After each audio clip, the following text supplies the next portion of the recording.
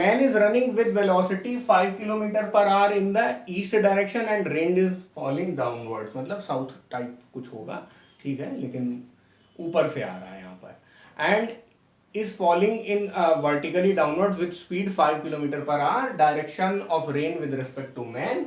तो देखिए मैन की डायरेक्शन ऐसे है, लेकिन रिलेटिव वेलोसिटी की वजह से मैन को हम लोग -5 किलोमीटर पर आवर ले लेंगे, और इसमें ऐसा ही बना रहेगा 5 किलोमीटर पर आवर। इसलिए जो मैन फेस कर रहा होगा रेन को, वो ऐसी इस डायरेक्शन में फेस कर रहा होगा। तो ये एंगल कितना हो जाएगा, ये 5 है, ये 5 है, तो ये 45 डिग्री होगा। मैग्नीट्यूड में तो ये बराबर ही है ना आपस में। तो आंसर आपका क्या हो जाएगा, 45 degree with the vertical. Answer is third.